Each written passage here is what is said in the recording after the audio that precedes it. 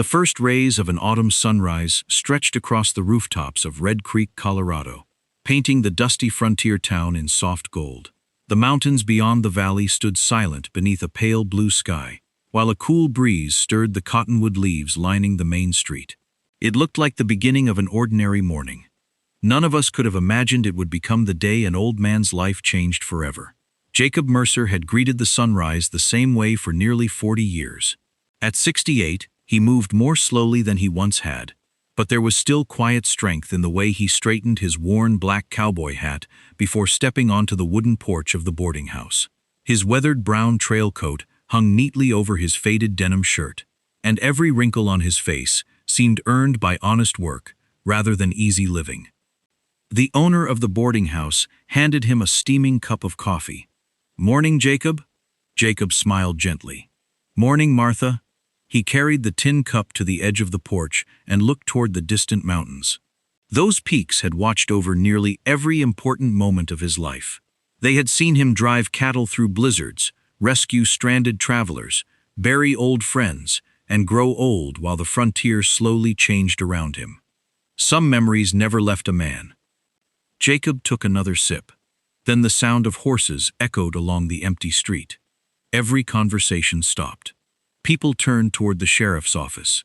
Sheriff Nathan Briggs rode at the front with 4 deputies behind him. His broad shoulders filled the saddle, and the silver badge on his dark coat caught the morning light. His face carried none of its usual warmth. He wasn't making a morning patrol. He was coming for someone. The horses stopped directly in front of Jacob. Silence settled across the street. Even the blacksmith lowered his hammer. Sheriff Briggs removed his hat. "Jacob Mercer." Jacob looked at him calmly. "Morning, Nathan." The sheriff hesitated. For just a heartbeat, he looked less like a lawman and more like an old friend carrying an unbearable burden. "I have a warrant for your arrest." A murmur swept through the gathering crowd. Jacob never flinched. "What charge?" Sheriff Briggs unfolded a folded document. "On suspicion of the murder of Thomas Holloway, committed 25 years ago." The words seemed to steal the air from the street. Someone dropped a basket of apples. An elderly woman covered her mouth. Young ranch hands exchanged stunned glances. Thomas Holloway. Few people still remembered that name. The rancher had disappeared decades earlier without a trace. Some believed he'd ridden north. Others whispered he had been robbed along the trails. Eventually, the town stopped asking questions. Until yesterday. Road workers clearing land near an abandoned ranch had uncovered human remains buried beneath a collapsed cottonwood tree. Alongside the skeleton lay a rusted revolver bearing Jacob Mercer's initials. To many, the mystery appeared solved. Sheriff Briggs looked directly into Jacob's eyes. "You have the right to remain silent until you're brought before Judge Hastings." The street waited. Everyone expected outrage. Denial. A desperate plea. Instead, Jacob slowly removed his hat. He finished the last sip of coffee. Then he placed the tin cup carefully on the porch railing. "I understand." Nothing more. No argument. No anger. Only acceptance. Sheriff Briggs swallowed hard. "Jacob, you don't have to say anything. I know." One deputy stepped forward with iron handcuffs. Several townspeople looked away. No one in Red Creek had ever seen Jacob Mercer arrested. For decades, he had quietly helped neighbors repair fences after storms, searched for missing children during blizzards, and delivered supplies to isolated ranches every harsh winter. He never sought praise. Now those same hands that had spent a lifetime helping others disappeared behind cold steel. The sharp click of the handcuffs echoed through the silent street. Jacob lowered his head for only a moment. Not in shame, almost as though he were remembering something only he could see. As the deputies escorted him toward the waiting wagon, a small boy broke free from his mother's hand.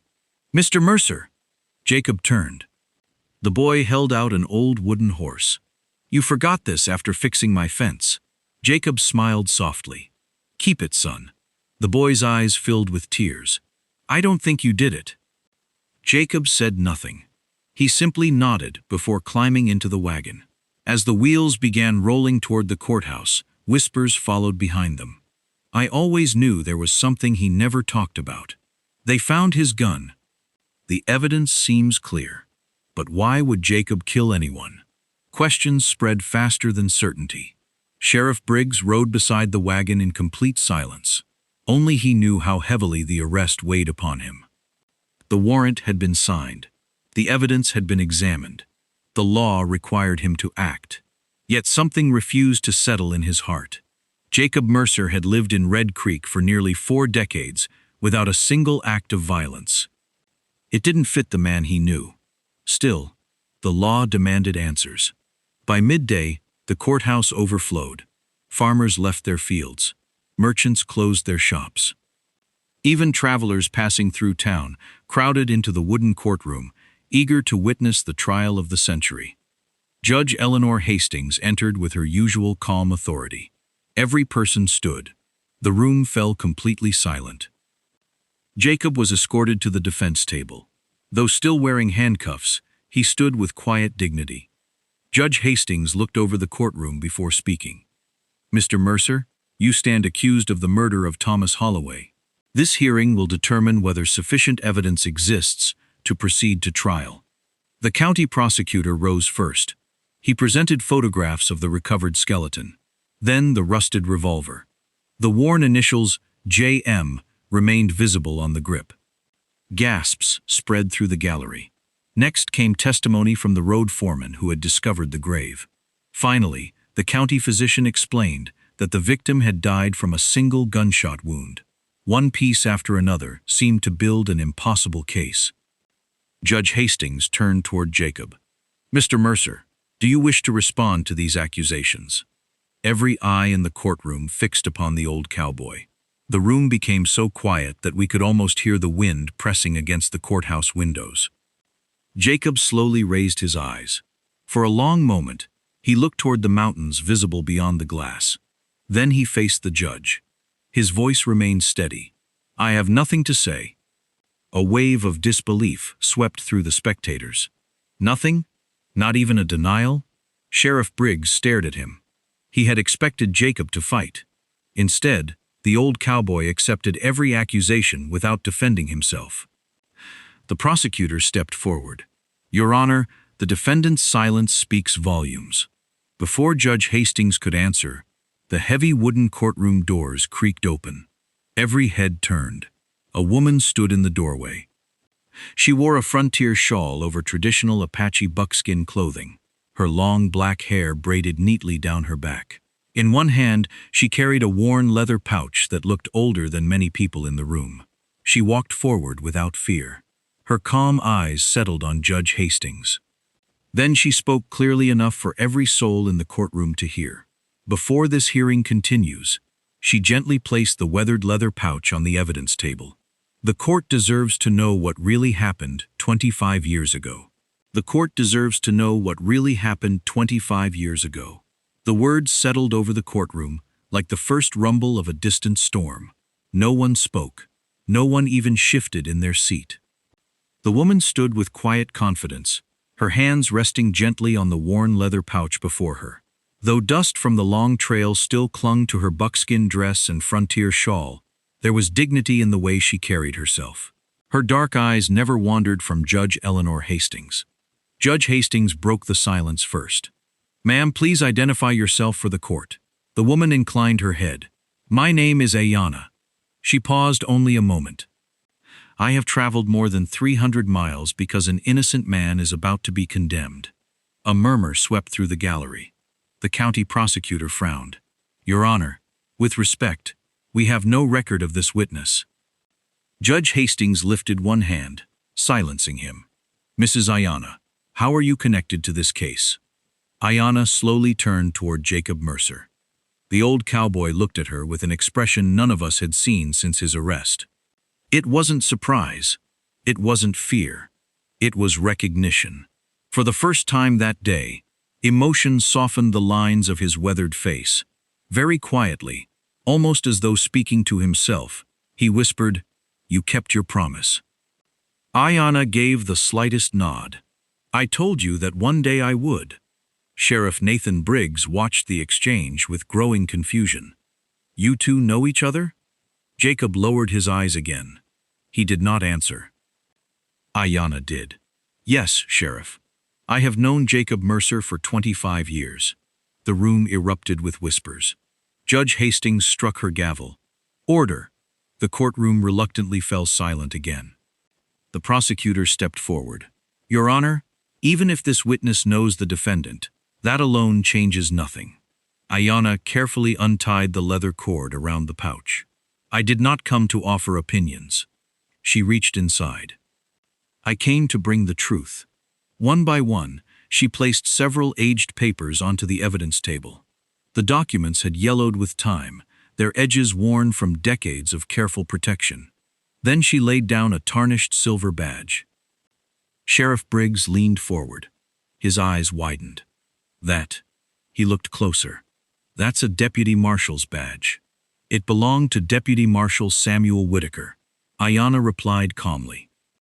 "He gave it to Jacob Mercer the night innocent people died." The prosecutor immediately objected. "Your Honor, there is no proof of that." Judge Hastings examined the badge carefully. "It appears authentic." "It is," Ayanna answered. "I have protected it since the autumn of 1877. The year echoed through the courtroom. That was exactly 25 years earlier. Judge Hastings looked toward Jacob. "Mr. Mercer, were you acquainted with Deputy Whitaker?" Jacob answered without hesitation. "Yes." The judge leaned forward. "Why have you never mentioned him?" Jacob remained silent. Ayanna spoke instead. "Because he made a promise. And Jacob kept it." The judge folded her hands. "What promise?" Ayanna drew a slow breath. "To protect those who survived. To protect those who survived." The courtroom grew still once more. Outside, a gust of autumn wind rattled the courthouse windows. Inside, every eye remained fixed on the Apache woman. She looked toward the spectators before beginning. 25 years ago, several Apache families were traveling peacefully through the mountains before winter arrived. They wanted no conflict. They wished only to cross the valley. She paused. But someone wanted their land. Victor Cain shifted slightly in his seat near the front of the courtroom. Almost no one noticed. Ayanna continued. "Armed riders attacked our camp before sunrise. They wore no uniforms. They carried ranch rifles. They burned our wagons. They fired without warning." Several older townspeople exchanged uneasy glances. Stories of violence had always circulated through the frontier. Most people assumed no one still alive remembered the truth. Ayanna did. "I was only 9 years old. My younger brother was 6. My mother pushed us beneath a fallen cottonwood while bullets passed overhead." Her voice never trembled. Years had not erased the pain. "They killed many people. They hunted those who tried to escape." She looked directly at Jacob. "Then one man rode into the smoke." Jacob closed his eyes, almost as though he wished the memories would remain buried. He was not one of the attackers. He was driving cattle several miles away when he heard the gunfire. He rode toward it. Sheriff Briggs stared at Jacob. "You never told anyone." Jacob answered quietly. "No." "Why?" "Because telling it would have broken my promise." Ayanna continued. "Jacob fought only long enough to create an escape. He took my brother onto his horse. He carried me behind his saddle. He led every surviving child into the mountains. The spectators listened in complete silence. He stayed with us for 3 days. He searched for food. He treated the wounded. When the soldiers finally arrived, Deputy Marshal Samuel Whitaker understood what had happened." Judge Hastings glanced toward the silver badge again. "And then?" Ayanna answered. "The deputy discovered evidence identifying the men responsible. But before he could arrest them, he was murdered." The courtroom gasped. Sheriff Briggs stood. "Murdered?" Ayanna nodded. "His badge disappeared. His reports vanished. The attack was blamed on raiders." The investigation ended. The prosecutor folded his arms. "If all of this is true, why did Jacob Mercer never defend himself?" The entire courtroom looked toward the old cowboy. Jacob finally lifted his head. His tired eyes swept across the room before settling on Judge Hastings. Because there were children hiding. If anyone learned they survived, the men who ordered the attack would have finished what they started. So I said nothing. And I kept saying nothing. For 25 years. Not a single sound came from the crowded courtroom. Many lowered their eyes. Others stared at Jacob with expressions that no longer carried suspicion. They carried disbelief, regret, respect. Judge Hastings carefully examined the papers Ayanna had brought. Most appeared to be handwritten. One was folded separately from the others. Its wax seal, though cracked with age, remained partially intact. The judge looked up. "What is this document?" Ayanna rested her fingertips upon it. Her voice became almost a whisper. "This is the last report Deputy Whitaker ever wrote." Sheriff Briggs felt his heart pound. If that report survived, it could identify every man responsible. Ayanna nodded once. "It does." The judge carefully broke the faded seal. As the brittle paper unfolded, a single signature became visible at the bottom of the page. Judge Hastings froze. Her eyes widened. Slowly, very slowly, she looked across the courtroom toward one of the wealthiest and most respected men in Red Creek, Victor Cain. Without saying a word, she turned the document so the sheriff could see the signature for himself. Sheriff Briggs read the final line. His face drained of color. He looked up in stunned silence. "Your Honor, this report names the man who ordered the massacre." A silence unlike any we had ever known settled over the courtroom. No one breathed. No one dared whisper. Sheriff Nathan Briggs continued staring at the faded report in his trembling hands. He read the final lines once, then again, as if hoping the words would somehow change. They did not. Judge Eleanor Hastings spoke quietly. "Sheriff," Nathan looked up. "Read the name." He swallowed. His voice, usually firm and commanding, carried an uncertainty we had never heard before. "The report identifies the man responsible for ordering the attack as—" He paused. Every eye in the courtroom followed his gaze. "Victor Cain." The gallery erupted. People leaped to their feet. "That can't be true. Victor built half this town. There must be some mistake." Judge Hastings struck her gavel repeatedly. "Order! This court will have order!" It took nearly a full minute before the shouting faded into uneasy murmurs. Victor Cain finally rose from the front bench. At 58, he still carried himself with the confidence of a man accustomed to being obeyed. His expensive black coat was spotless, his gold watch chain gleamed beneath the courtroom lights, and his polished boots reflected the afternoon sun streaming through the tall windows. He smiled. It was a calm smile, almost amused. "Your Honor," he said, "surely we are not prepared to condemn a respected citizen because of one old piece of paper carried into this courtroom by a stranger." The prosecutor nodded slowly. "Your Honor, Mr. Cain raises a valid concern. Documents can be forged, memories fade." Ayanna remained perfectly still. "I expected you would say that." She looked toward Sheriff Briggs. "Sheriff, ask him where he was on October 17, 1877. Victor answered before anyone else could speak. "I have no idea. It was 25 years ago." Ayanna's eyes never left him. But someone else remembered. Judge Hastings turned to Sheriff Briggs. "Sheriff, this hearing is suspended until these documents can be verified." Nathan hesitated only a moment. Then he nodded. "Yes, Your Honor." He carefully gathered the report, the deputy marshal's badge, and the remaining papers before leaving the courtroom with two deputies. As the heavy courthouse doors closed behind them, the room buzzed with anxious conversation.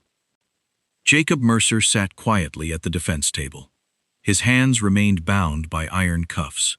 Yet for the first time since his arrest, the weight upon his shoulders seemed slightly lighter. Ayanna walked to him. "I'm sorry it took me so long." Jacob looked at her gently. "You came. I promised I would." "I know." For several moments they said nothing. Some promises needed no further explanation. Sheriff Briggs headed straight for the county records office. Dust filled the narrow room where shelves bowed beneath decades of forgotten ledgers. Only one person remained inside, an elderly courthouse clerk named Elias Turner. He had worked among these records longer than anyone could remember. Nathan placed the deputy marshal's badge upon the desk. "Elias?" The old clerk adjusted his spectacles. "I haven't seen one of those in years." "Do you remember Deputy Samuel Whitaker?" Elias looked toward the window. "I remember everyone who never came home." Nathan unfolded the report. "Did Whitaker ever investigate an attack in the mountains?" The old clerk became very quiet. Finally, he stood. Without speaking, he disappeared into the rear archive. Minutes passed. Nathan wondered if the old man had heard him correctly. Then Elias returned, carrying a narrow wooden box covered in dust. "I was told never to throw these away." Nathan frowned. "Who told you?" "Whitaker." The sheriff's heartbeat quickened. Elias opened the box. Inside lay several weathered record books, tied together with faded leather straps. The county commissioners ordered every report destroyed. Nathan stared at him. "Destroyed?" The old clerk nodded. "They said reopening the case would only bring more bloodshed. So why did you keep these?" The old man smiled sadly. "Because Deputy Whitaker told me the truth has a way of returning when it is ready." Nathan carefully opened the first ledger. Payroll records. Names. Dates. Ranch hands. Supply purchases. Nothing unusual. Then, one page caught his attention. Several men had received unusually large cash payments only 2 days before the massacre. Nathan read the employer's name. Victor Cain. His stomach tightened. He turned another page. The same men vanished from the payroll immediately after the attack. No resignations. No explanations. Simply gone. Nathan looked at Elias. "Did anyone ever ask to see these?" "Only once." "When?" "The day after Whitaker died." Nathan's eyes narrowed. "Who came?" The old clerk answered quietly. "Victor Cain." "Sir." At that very moment, across town, Victor Cain sat alone inside his office, overlooking the stockyards. The confident smile he had worn inside the courtroom had disappeared. A servant entered nervously. "Sir." "What?" "The sheriff is searching the county archives." Victor walked slowly to the window. Outside, ranch hands continued loading cattle, unaware that the foundations of one of Colorado's wealthiest empires had begun to crack. "So," Victor murmured, "after all these years, someone found Whitaker's report." He opened a polished wooden cabinet. Inside rested an old Winchester rifle and a small iron key. His fingers closed around the key. "There is still one place no sheriff has searched." He slipped both into a leather saddlebag. Back at the courthouse, Judge Hastings quietly reviewed Ayanna's remaining documents. Each page strengthened the story she had told. Travel permits, Army correspondence, handwritten witness statements. Nothing appeared hurried. Nothing appeared invented. Each document fit together like pieces of a puzzle that had waited 25 years to be completed. The judge looked toward Ayanna. "Why protect these instead of bringing them here sooner?" Ayanna answered softly, "Because Jacob asked me not to." The judge seemed surprised. "He asked you?" "He believed peace was worth more than revenge." "And you agreed?" "No." A faint smile touched Ayanna's face. "But I respected the man who saved my family." She glanced toward Jacob. "When I learned he had been arrested, I knew the promise had changed." Late that afternoon, Sheriff Briggs hurried back into the courthouse, carrying the dusty ledgers beneath one arm. His boots echoed across the wooden floor. Judge Hastings looked up immediately. "Well?" Nathan laid the ledgers beside Whitaker's report. "I verified the handwriting. The report is genuine." He opened the payroll ledger. These records also prove several of Cain's employees received large payments immediately before the attack. Gasps rippled through the courtroom once again. Nathan turned toward Victor Cain. "For 25 years, you've claimed never to have known anything about that massacre." Victor remained seated. His expression revealed nothing. Sheriff Briggs stepped forward. "Victor Cain, I am placing you under arrest on suspicion of conspiracy to commit murder and the killing of Deputy Marshal Samuel Whitaker. Deputies moved toward the wealthy rancher. For the first time all day, people expected to see fear. Instead, Victor Cain slowly stood. He looked directly at Sheriff Briggs. Then he smiled. A cold, confident smile. "You still don't understand, Sheriff." Nathan stopped. Victor folded his hands calmly. "I burned every piece of evidence years ago." The courtroom fell silent. Nathan frowned. "What are you talking about?" Victor's smile widened. "If those papers survived, then someone has been lying." Before another word could be spoken, Ayanna reached into the leather pouch one final time. She withdrew a small brass object blackened with age. Without speaking, she placed it gently onto the evidence table. Sheriff Briggs stared at it. Judge Hastings leaned forward. Victor Cain's smile vanished. For the first time in 25 years, the wealthy cattle baron's face filled with unmistakable fear. For the first time in 25 years, the wealthy cattle baron's face filled with unmistakable fear. Every person in the courtroom saw it. Victor Cain's confidence disappeared, as though the years had suddenly caught up with him. His hands tightened at his sides, and the color drained from his face. Sheriff Nathan Briggs looked from Victor to the small brass object resting on the evidence table. "What is it?" Ayanna answered quietly. "It is the seal Deputy Marshal Samuel Whitaker used on every official report." Judge Eleanor Hastings leaned closer. The brass seal was worn with age, but its engraving remained unmistakable. The eagle, the federal star, the initials SW. Judge Hastings carefully picked it up. "How did this survive?" Ayanna looked toward Jacob before answering. "The night Deputy Whitaker realized he would be killed, he removed the seal from his official stamp. He gave it to Jacob. He said that if anyone ever questioned the authenticity of his final report, this seal would prove it was genuine." Jacob finally spoke. "I wanted it buried with me." Ayanna smiled gently. "I couldn't allow that." The judge pressed the brass seal into the melted wax, still attached to Whitaker's final report. The impression matched perfectly. Every tiny detail aligned. There could no longer be any doubt. The report was authentic. The prosecutor slowly lowered his head.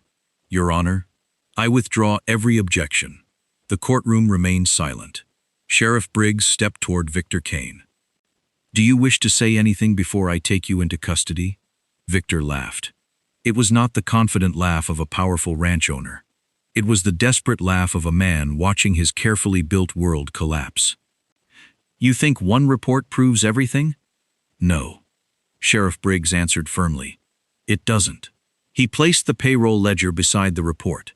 "The payroll records place your hired men together before the attack." He added another document. "Army correspondence confirms innocent Apache families were traveling under federal protection." Another paper.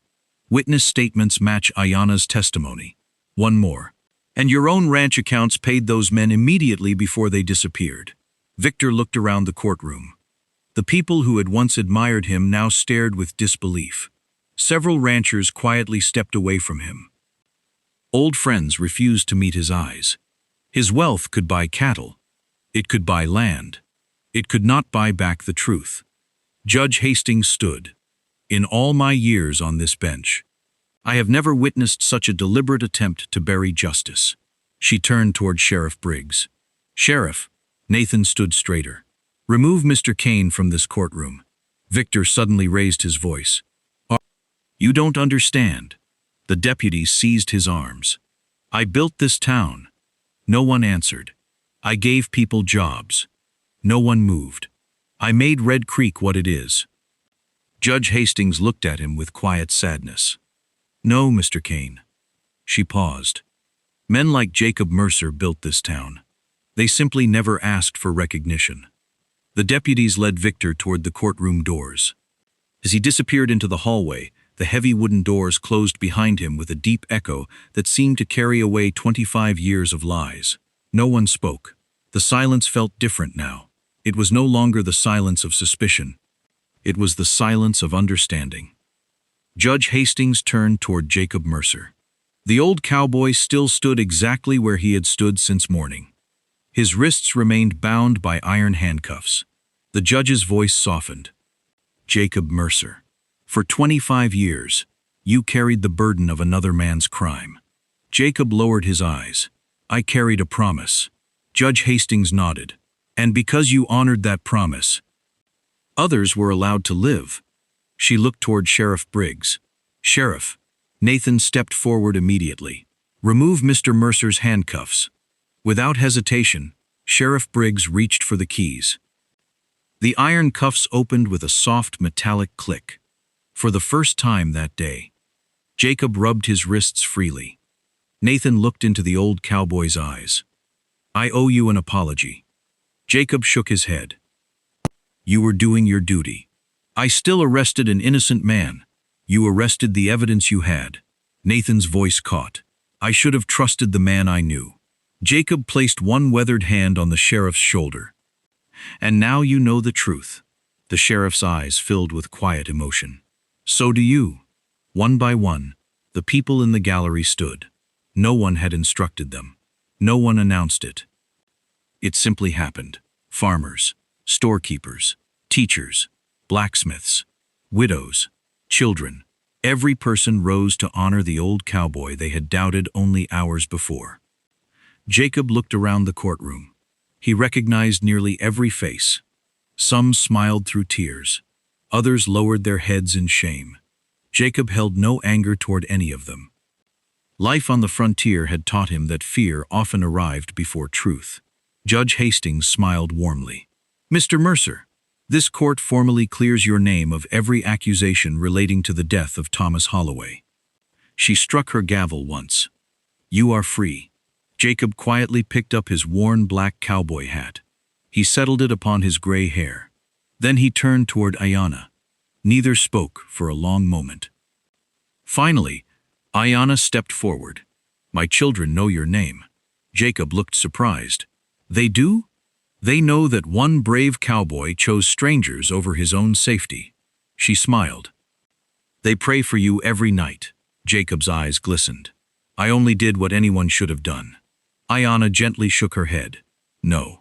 You did what very few people are willing to do. You sacrificed your own reputation to protect lives that were not your own. Outside, the late afternoon sun bathed Red Creek in warm golden light. Jacob and Ayanna walked together down the courthouse steps. The autumn breeze carried away the last leaves from the old cottonwood trees. People lined the street. No one cheered. No one shouted. Instead, one by one, they removed their hats. It was the highest sign of respect the frontier could offer. Jacob stopped halfway down the steps. He looked across the valley toward the distant mountains that had watched over him for so many years. For decades, those mountains had carried his secret. Now, they carried only peace. Sheriff Briggs stepped onto the porch beside him. What will you do now? Jacob smiled softly. I think I'll go home. Ayanna looked toward the horizon.